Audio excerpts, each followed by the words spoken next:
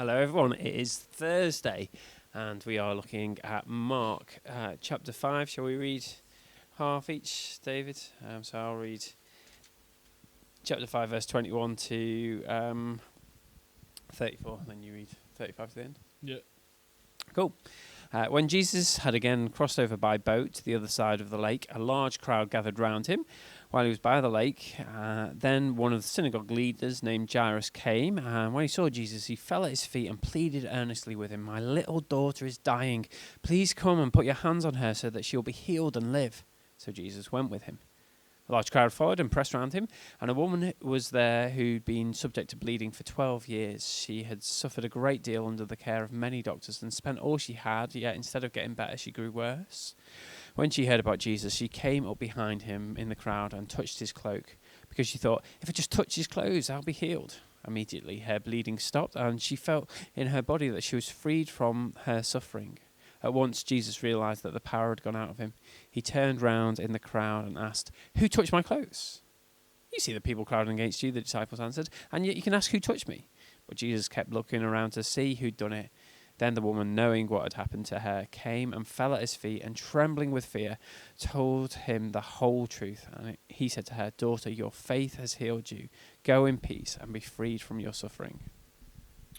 While Jesus was still speaking, some people came from the house of Jairus, the synagogue leader. "Your daughter is dead," they said. "Why bother the teacher anymore?" Overhearing what they said, Jesus told them, "Don't be afraid, just believe."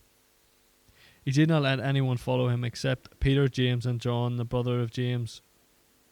When they came to the house of the synagogue leader, Jesus saw a commotion with people crying and wailing loudly. He went and said to him, "Why all this commotion and wailing? This child is not dead, but asleep." But they laughed at him. After he put them all out, he took the child's father and mother and the disciples who were with him and went in where the child was. He took her by the hand and said to her, "Talith Kahum," which means, "Little girl, I say to you, get up." Immediately the girl stood up and began to walk around. She was 12 years old. At this they were completely astonished. He gave strict orders not to let anyone know about this and told them to give her something to eat.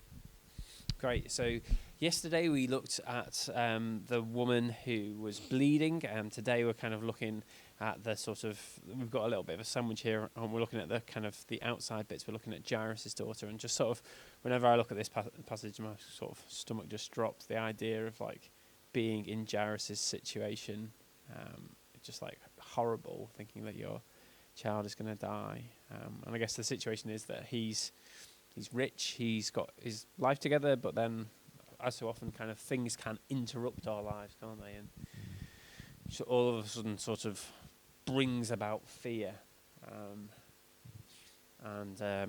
So he comes to Jesus, and I guess that seems like a good idea. Then Mark tells us about this woman with the bleeding, and she's full of fear as well. She comes to Jesus when she realizes that she's been healed, and she's not sure how Jesus will respond to her. Verse 33, but he says, "Your faith has healed you. Go in peace. You're freed from your suffering." That Jesus is kind. He's able to help. And then the story picks up in verse 35. Imagine you were Jairus, David, in verse 35. So somebody comes and says, "Your daughter is dead. Why bother the teacher anymore?" Basically saying, look, this is too big a deal. Jesus can't help. How would you feel if you were Jairus at that precise moment? I'd be thinking back to the start where he'd obviously told Jesus that his daughter was dying, and like, why didn't he come then? You know, why did he wait till it's too late? You know, I think that's what I would be thinking. Yeah. And then Jesus straight away, kind of, I guess he sort of answers that feeling a little bit, doesn't he? Overhearing what they said, verse 36, Jesus told him, "Don't be afraid, just believe." And I think you might be like, "Come on, Jesus, what? Yeah. Why should I believe you?" Well, you thinking why you put me through the ringer like this is... Yeah. You know. You're making things even worse. Yeah. Just almost like go away. You know? Yeah. It doesn't sound very sympathetic. Yeah.